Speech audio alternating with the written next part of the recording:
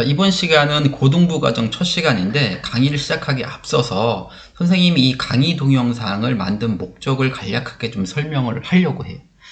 수학이라고 하는 과목이 개념과 원리를 충분히 이해하지 못하면 앞으로 나가기 힘든 과목인 것은 다 알고 있을 텐데, 그러기 위해서 우리 학생들한테 이것을 이해시키기 위해서는 사실은 좀 더 폭넓고 자세한 부연 설명을 해줘야 되고, 또는 교과 과정을 벗어나는 깊이의 내용도 필요할 때가 있지만, 사실 현장 수업에서는 그 시간적인 제약 때문에 나가야 되는 진도량도 있고, 그 다음에 풀어내야 되는 문제량이 많다 보니까 미처 전달하기 힘든 것도 현실입니다.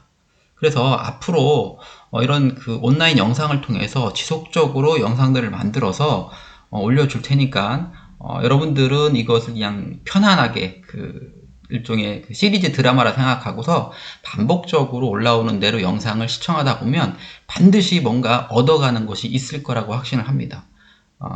수학에 대한 전반적인 어떤 숲을 보게 만들어 주기 위해서 이 영상을 찍고 있는 것이니까 충분히 이해하고 시간 될 때마다 반복적으로 한번 시청하기를 권해드립니다. 자, 그러면 본격적으로 강의를 좀 시작해 보도록 할게요. 이번 시간은 그 고등과정에서 가장 앞으로 많이 다루게 될 식 중에 하나인 다항식에 대한 명확한 개념을 좀 갖고 가보려고 합니다. 이미 이거 중등과정에서 다 배운 것이 아니냐 하고 생각하는 친구들도 있을 텐데, 오랫동안 현장에서 친구들하고 제가 선생님이 그 강의를 하다 보면 수학을 곧잘하는 친구들도 이 다항식에 대한 정확한 개념이 안 잡혀 있는 친구들이 있습니다. 용어를 잘못 알고 있다거나 또는 착각하고 있는 경우들이 있는데, 이런 부분들이 왜 문제가 되냐면 어느 과목이나 마찬가지겠지만 특히 수학은 정의의 학문이기 때문에 명확한 그 용어의 정의의 개념을 잡아가는 것이 수학을 효과적으로 해가는 지름길입니다. 물론 공식을 많이 암기하고 문제를 많이 풀어보는 것도 중요한데 그것은 차후의 일이고, 무엇보다도 어떤 단원에 새롭게 입문할 때는 그 단원이 가지고 있는 그 용어들이 있을 거예요. 그 용어들을 명확하게 개념을 잡고 가는 것이 무엇보다도 중요하기 때문에 오늘은 이 다항식에 대한 용어 정리들을 좀 해서 내 것으로 만드는 과정을 가져보려고 합니다. 그렇다면 이 다항식은 앞으로 우리가 배우려고 하는 식체계상 어느 범주에 속하는지를 먼저부터 알아보도록 하겠습니다. 자, 보면 우리가 다항식이라고 하는 부분들은 이 분수식과 함께 이 유리식 범주에 속하는 그런 식입니다. 그리고 우리는 유리식과 무리식을 합쳐서 대수식이라고 앞으로 부르게 될 것입니다. 그렇다면 결과적으로 이 다항식이라고 하는 식은 결과적으로 유리식의 일종이네요. 근본적으로는 대수식이라고 하는 건데, 여러분들 이 대수라고 하는 의미가 정확히 어떤 의미인지를 알고 있는지 모르겠네요.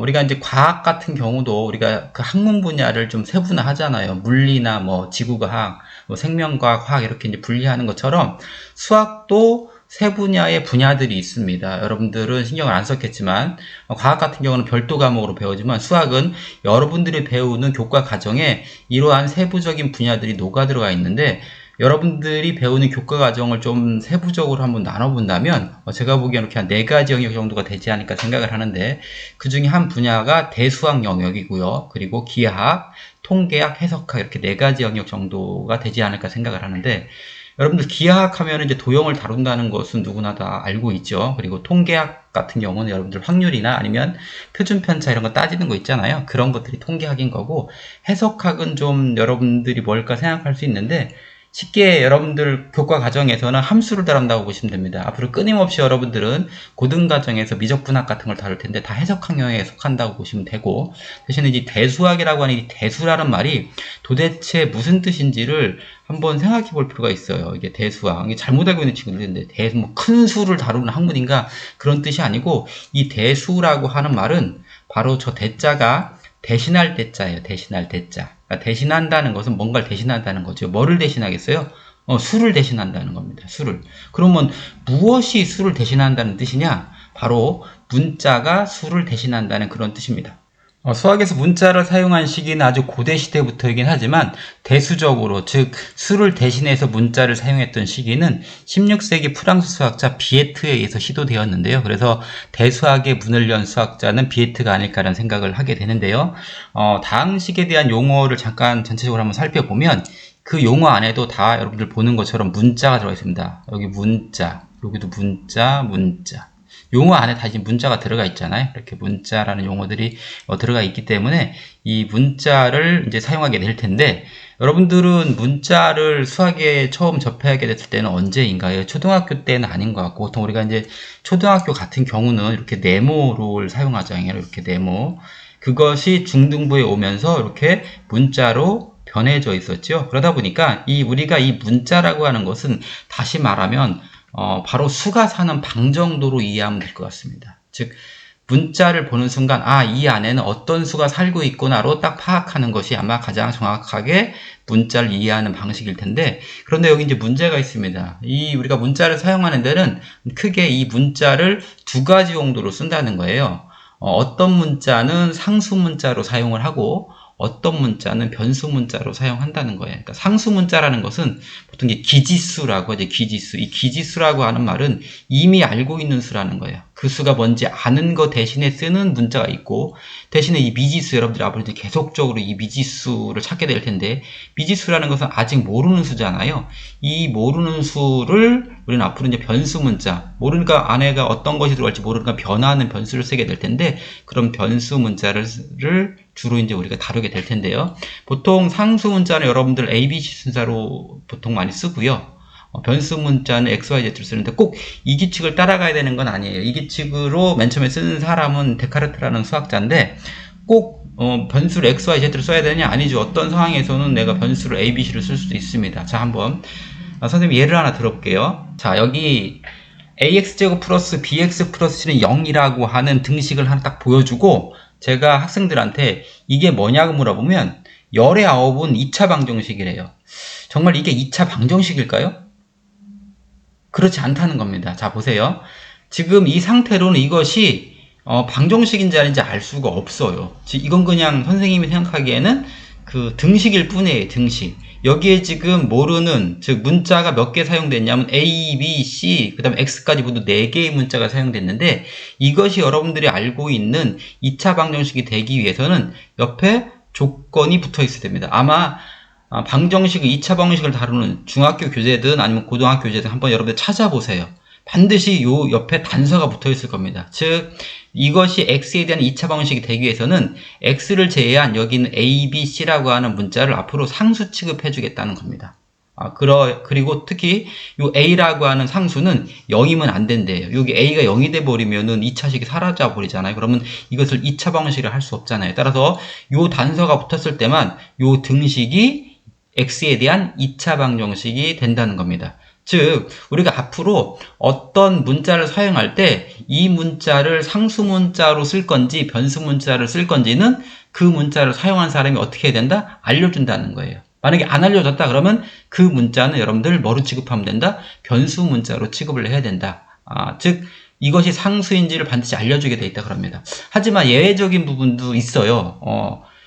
전 세계 수학을 하는 사람들은 누구나 이것을 알려주지 않아도 상수라고 인식하는 문자들이 있는데, 파이나 이 같은 경우에요. 그러니까 파이는 여러분들 다 알고 있는 원주율이에요. 원주율은 무리수잖아요. 알 수 없는 수잖아요. 하지만 자주 사용되는 수니 저 파이라고 하는 문자 방에다가 가둬놓은 거예요. 그래서 저 파이라는 문자를 딱 보는 순간, 저기는 3.141592라고 하는 어떤 무리수가 살고 있구나를 딱 느낀다는 겁니다. 또 한 가지 여러분들 아직 안 배웠겠지만, 우리가 이과에서는 상당히 중요한 상수가 하나 있는데, 바로 자연 로그의 밑으로 쓰는 2라고 하는 수예요. 2.718281 이렇게 나가는 수가 있는데, 이 수 상당히 중요하기 때문에 이 2라는 문자에다가 가두어 놓았답니다. 자, 그러면 구체적인 예를 가지고 다항식에 대한 용어를 하나씩 깔끔하게 정리해 가보도록 하겠습니다. 자, 먼저 다항식에 대한 정의를 먼저 볼게요. 여기 보면 한 개 또는 두 개 이상의 항의 합으로 이루어져 있대요. 핵심은 항의 합으로 되어 있다는 거죠. 근데 그게 하나일 수도 있고 두 개일 수도 있다는 거예요. 그러니까 항이 한 개로 된 다항식도 있다는 건데, 우리는 그러한 다항식을 단항식이라고 불러요. 그러니까 단항식도 다항식의 범주에 속하는 거죠. 그래서 한 개 또는 두 개 이상의 항의 합으로 되어 있대요. 그러면 일단 항이 뭔지를 알아야 되는 부분이고, 그리고 이것들이 뭐로 되어 있다고요? 합으로 되어 있대요. 선생님이 이 옆쪽에 구체적인 두 개의 다항식을 써놨는데, 이 다항식 위에 있는 것을 좀 자세히 풀어볼게요. 이렇게 풀어보면 이것들이 2x제곱이라는 것은 2 곱하기 x 곱하기 x로 되어 있는 거고요. 여기는 마이너스 4x는 마이너스 4 곱하기 x고 그리고 3은 그대로 상수 3이잖아요. 그럴 때 요거는 빼기로 돼 있다고 생각하지 말고 즉 마이너스 4x라고 하는 것이 더해져 있다는 겁니다. 즉 이 항의 정의를 다시 보면 여기 있는 항은 수 또는 문자가 뭐로만 돼 있대요? 곱으로만 이루어져 있대요. 즉 여기 보면 이렇게 2 곱하기 x 곱하기 x 여기 곱으로만 딱 되어 있잖아요. 요까지를 하나의 항으로 보는 거예요. 또 마찬가지로 여기 있는 마이너스 4 곱하기 x도 하나의 항이고 수 또는 문자의 곱으로만 되어 있는 그럼 3은 무엇이냐 이렇게 하나 있어도 이것을 항으로 보는 겁니다. 따라서 2x제곱 마이너스 4x 플러스 3의 항이 몇 개 있습니까? 그러면 3개 있는 거죠. 구체적으로 그 3개의 항이 무엇이냐고 물어보면 2x제곱이고요. 그냥 4x라고 대답하시면 안 돼요. 즉 더해져 있는 거잖아요. 그래서 합으로 되어 있는 거기 때문에 이것은 마이너스 4x라고 하는 항이 더해져 있는 거기 때문에 마이너스 4x가 항이라고 얘기하는 겁니다. 그리고 또 하나 3 이렇게 3개의 항으로 구성되어 있다는 겁니다. 여러분들은 항을 다 알 것 같죠? 잠깐 선생님 예를 하나 보여줘 볼게요. 자 여기에 4개의 식을 선생님이 써놨습니다. 이것들이 다 항일까 아니면 항이 아닌 것도 있을까 한번 생각을 가만히 해보세요. 가만히 보면 여기 x분의 3이라고 하는 거는 이거는 3 나누기 x로 되어 있잖아요. 그러면 이거는 곱으로 되어 있나요? 이게 그렇지 않잖아요. 문자나 수의 곱으로 되어 있는 게 아니고 3 나누기 x는 나누기로 되어 있잖아요. 따라서 x분의 3이라고 하는 것은 항이 아닙니다. 반면에 그럼 3분의 x도 이거 x 나누기 3입니까? 우리가 수를 3분의 1이라고 하는 분수로 표현했을 뿐이지 3분의 1도 수잖아요. 따라서 이것은 3분의 1 곱하기 x로 되어 있는 것이 맞아요. 따라서 3분의 x는 항이 되는 것입니다.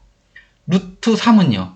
루트 3이라는 수도 무리수잖아요. 그러니까 이것도 상수도 여기 수 또는 문자니까 수 엔드가 아니잖아요. 수로만 되어 있어도 얘는 뭐라는 거예요? 항이라는 거예요. 반면에 루트 x라고 하는 것은 제곱근우 안에 x가 되어 있잖아요. 그것은 수나 문자가 곱으로만 되어 있는 거에서 이탈하잖아요. 그래서 이 4개 중에서 우리가 항이라고 할 수 있는 것은 3분의 x, 루트 3 이런 것들은 항이고 x분의 3, 루트 x는 항이 아니에요. 우리는 이 x분의 3이라는 것은 어디 범죄에 속하는 것이냐 그러면 이 항이 다항식이 아니니까 이것을 벗어나는 분수식에 해당되는 거고요. 이 루트 x라고 하는 것은 바로 이 무리식에 해당하는 겁니다.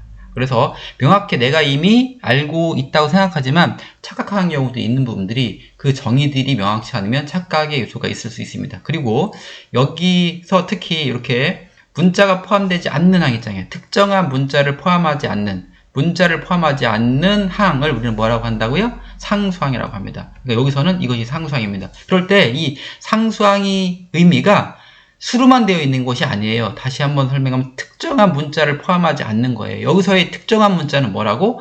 x를 얘기하는 거니까 x가 안 들어가 있는 항이기 때문에 3이 상수항이에요. 숫자로만 되어 있기 때문에 이것이 상수항이 아니라는 거예요. 그건 밑에서 다시 한번 확인해 보겠습니다. 자 그러면 여기서 개수와 차수는 뭐냐? 여기 2 곱하기 x 곱하기 x라고 했을 때 요 문자들 있잖아요. 이 문자, 특정한 문자, 여기 보면 특정한 문자를 제외한 부분, 여기서는 x가 특정한 문자니까 그 문자를 제외한 요 2라고 하는 부분이 바로 개수가 되는 것이고 차수는 그 항에서 특정한 문자가 곱해진 개수래요. 그러니까 여기는 x가 몇 개 곱해져 있어요? 2개 곱해져 있으니까 이거는 2차가 되는 거죠. 그래서 요 2가 바로 요 x, 2x 제곱의 개수가 되는 것이고 요 위에 있는 지수에 있는 요 2가 바로 요 항의 차수가 되는 것이에요. 그럼 요 부분은요. 마이너스 4x는 요거는 x항의 개수는 마이너스 4가 되는 거예요. 특정한 문자 앞에 곱해져 있는 거 이걸 제외한 것 그리고 여기엔 특정한 문자인 x가 하나 곱해져 있으니까 이것은 1차가 되겠죠. 그리고 여기는 하나도 안 곱해져 있으니까 상수항이 되는 것이고 차수로는 0차라고 하는 거예요. 그래서 이 식은 x라는 문자가 특정한 문자고 x라는 문자를 기준으로 봤을 때는 항이 3개 있는 것이고 이 항들 중에서 차수가 가장 높은 2차가 이 다항식의 이름입니다. 그러니까 이 다항식의 이름이 뭡니까? 그러면 x에 대한 2차 다항식 이렇게 이 다항식의 명칭이 붙는 겁니다. 여기까지 내용은 우리가 중등과정을 정상적으로 맞췄다면 크게 문제가 되지 않는 내용이에요. 문자 하나짜리는 그렇게 어려운 부분들이 아닌데 내가 정확히 다항식에 대한 용어를 알고 있는지는 문자가 2개 이상 사용되었을 때 명확히 구분이 됩니다. 자, 지금 밑에 있는 식을 보면 문자가 두 개 있잖아요. x 하나만 있는 게 아니고 x도 있고 y도 있을 때 이때 이것을 어떻게 정확히 용어들을 정의해내느냐고 하는 건데 우리가 지금 이 위에 있는 용어들을 정의하는 근본적인 이유는 이 동류항에 대한 개념을 갖고 가기 위해서인 거예요. 동류항이란 특정한 문자에 대한 차수가 같은 항이라고 하는 거예요. 계속 여기서 이제 특정한 문자라는 얘기를 하잖아요. 즉, 그 얘기는 이 특정한 문자를 여기 있는 문자라고 보면은 이 변수 문자를 얘기하는 거예요. 변수 문자. 우리의 관심을 갖는 것은 이 상수 문자가 아니야. 우리는 앞으로 지속적으로 이 변수 문자에 대한 관심을 가질 거라는 얘기죠. 그러니까 내가 여기에 x, y라고 하는 두 개의 문자가 쓰였지만 이 두 개 다를 변수로 볼 건지 아니면 특정한 문자만 어떤 문자만 변수 문자로 보고 나머지는 아닐지 나머지는 아니라는 얘기는 그것은 상수 취급해 주겠다는 거예요.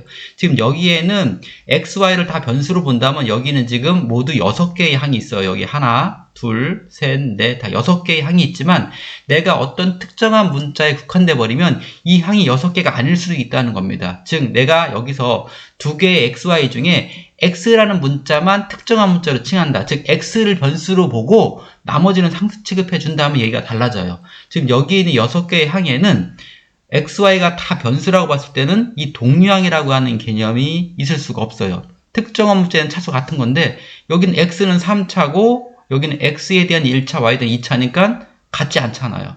그리고 이것도 마찬가지고 x에 대해서는 1차지만 y에 대해서는 2차니까 같지 않아요. 그러니까 여기 있는 어떠한 항들도 동류항이 발생하지 않아. 그런데 내가 만약에 이 방식을 x라는 문자에 대해서 특정했어. 즉 x만 변수야. 나머지는 상수 취급해 줄 거야. 그러면 얘기가 달라진다는 거예요. 그렇게 보면 이거는 x에 대한 3차식이지만 여기도 x에 대한 1차식, 이것도 x에 대한 1차식, 이것도 x에 대한 2차식이니까 이 세 개의 항은 바로 x라는 문자에 대해서 동류항이 돼버린다는 거예요. 그러니까 우리가 이 동류항이 중요한 이유는 이 동류항끼리만 더하기와 빼기가 가능하기 때문에 우리는 이 동류항이 중요한 겁니다. 즉 우리가 곱하거나 나누기 할 때는 이 동류항의 개념이 필요 없어. 그냥 아무거나 막 곱하거나 나눌 수 있는데 우리가 앞으로 더한다는 개념은 동류항끼리만 가능하다는 거예요. 그럼 동류항끼리 더할 때 어떻게 더하느냐? 그 앞에 있는 개수끼리 더하게 되는데 개수끼리.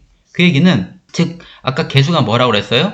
특정한 문자를 제한 나머지 부분. 만약에 이 3x y제곱이라는 항을 내가 xy라는 문자에 초점을 맞추면 xy제곱에 대한 개수는 3이 되는 거예요. 그런데 내가 x라는 문자에 초점을 맞추는 순간 이 x의 개수는 3y제곱이 되는 거예요. 그러니까 개수에 문자가 들어갈 수 있다고 그 문자는 상수 취급을 해준다는 거예요. 따라서 이것은 x에 대한 동류항이기 때문에 이 세 개의 항은 하나로 합쳐서 더하기 빼기가 가능한 항이기 때문에 통틀어서 하나의 x에 대한 항이 돼버리는 거예요. 그래서 이것을 차수가 높은 곳에서 낮은 쪽으로 정리를 해주기 시작하면 아래처럼 이렇게 x에 대한 내림차순 정리가 되는 거죠.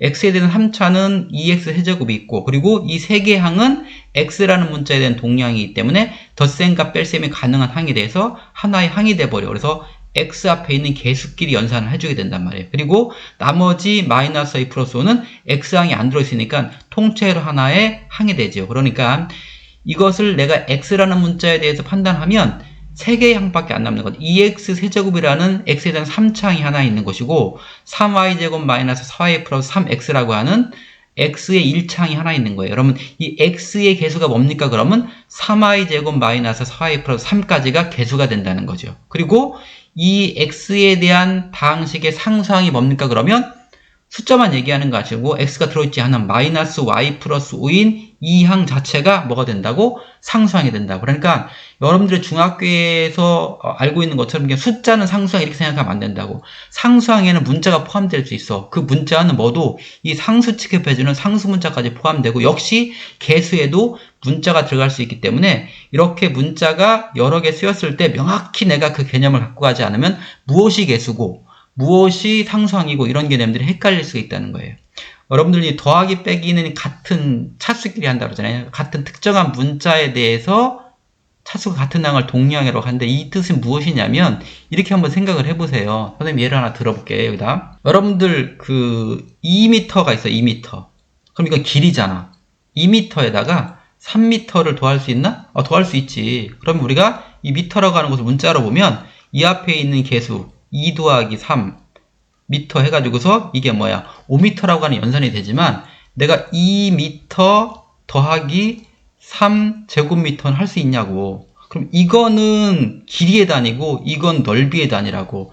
뭐가 틀려? 차수가 틀려져 버리잖아. 그러니까 우리가 이게 차원이 달라지기 때문에 이 두 개를 더할 수는 없다고요. 즉 길이와 넓이를 어떻게 더해? 그렇기 때문에 이것들은 동량이 안 되는 그런 개념하고 일치하는 거예요. 하지만 내가 2m라고 하는 길이와 3제곱미터라고 하는 넓이를 곱할 수 있어 없어? 있잖아. 그럼 얘는 어떻게 돼? 6세제곱미터라고 하는 부피가 돼버리잖아. 즉 차원을 달리하는 새로운 차원의 어떤 단위들이 만들어진다고. 그래서 곱하기 나누기는 상관이 없다고 하지만 더할 때는 동량끼리만 가능하다는 그런 얘기를 하는 거예요. 그러면 마찬가지로 지금 여기에 있는 이 xy에 대한 xy에 대한 다항식을 y에 대해서 정리해 볼 수 있잖아. 그럼 내가 y라는 것을 특정한 문자인 변수로 보고 x는 상수 취급한다는 거야. 그러면 여기서 y에 대해서는 가장 높은 차가 뭐야? 여기는 2차잖아. 3xy제곱 2차고 그리고 y에 대한 1차가 여기 있잖아. 마이너스 4xy와 마이너스 3y가 있을 거고 그리고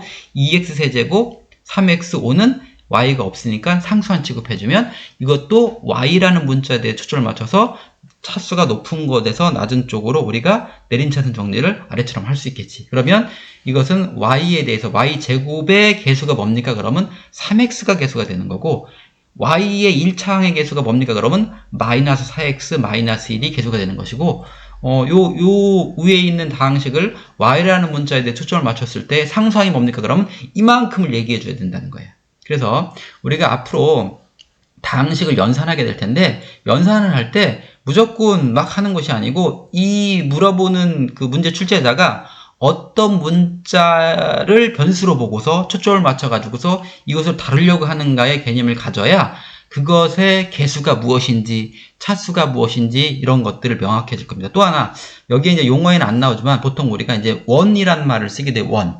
예를 들어서 이것은 이제 미지수의 종류가 하나잖아. 그럼 1원이 되는 거예요. 그러니까 이 밑에 있는 것은 미지수가 내가 만약에 두 개를 사용한다. 둘 다 미지수를 보겠다 그러면 x도 미지수고 y도 미지수를 보다면 얘는 뭐야?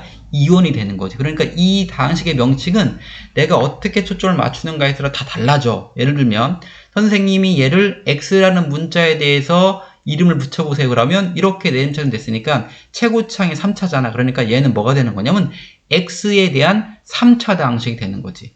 그러면 얘를 y라는 문자에 대해 초점을 맞추면 얘는 위 다항식은 y에 대한 최고차항이 y도 몇 차? 2차잖아. 그러니까 y에 대한 2차 다항식이 되는 거야. 그런데 선생님이 얘를 xy를 다 변수로 봤어. 그러면 얘는 xy에 대해서 3차고 얘도 x의 1차, y의 2차니까 문자가 3개 곱해져 있는 거잖아. 그러니까 xy에 대해서 3차가 되는 거지. 그리고 얘는 xy에 대해서 2차, 1차, 1차, 얘는 빵차 이렇게 0차가 되는 건데 그러면 선생님이 얘를 xy에 대해서 이름을 붙여보세요. 그러면 얘는 최고차항이 이거 3차니까 3차가 최고차항이잖아. 그러다 보니까 xy에 대한 3차 다항식이 되는 것이 2원 3차 다항식 이렇게 부르기도 해. 그 2원을 구체적으로 얘기해 보세요. 그러면 xy에 대한 이런 말이 붙게 된다는 거야. 그래서 오늘 여러분들하고 다항식에 대한 용어를 정리해 봤는데 그냥 나는 다항식이 이미 많이 다뤄봤고 중학교 때도 다뤄봤고 이미 충분히 알고 있다고 착각하지 말고 명확하게 내가 기초가 튼튼해야 그 다음부터 나아갈 수 있는 거니까 앞으로 우리가 고등학교 내내 다항식을 끊임없이 다루게 될 것이고 다항식을 연산하게 될 것이니 오늘 개념을 다시 한번 정리를 선생님이 지금 여기 맨 마지막 페이지에 있는 것처럼 노트에 흰 노트에 놓고서 하나씩 정리해 가서 내 것으로 만들어가는 그런 과정들이 쌓이면 수학을 효과적으로 공부할 수 있게 되는 겁니다. 그래서 반드시 수학은 개념 정리가 중요한 것이고 여러분들 다른 암기 과목만 정리하는 게 아니에요. 수학은 냅다 문제만 푸는 것이 아니고 이런 것들이 정리가 되고 내 것으로 체득화됐을 때 그 다음부터 내가 공식도 암기하고 문제를 푸는 것이 효과적인 것이지 이런 개념 정리가 안 된 상태에서 계속 공식 암기하고 문제 풀어봐야 향상이 안 된다는 거야. 그렇기 때문에 앞으로 지속적으로 선생님이 이런 영상들을 통해서 어떤 개념들을 명확하게 정리해주는 시간들을 가질 테니까 계속적으로 시청을 부탁드립니다.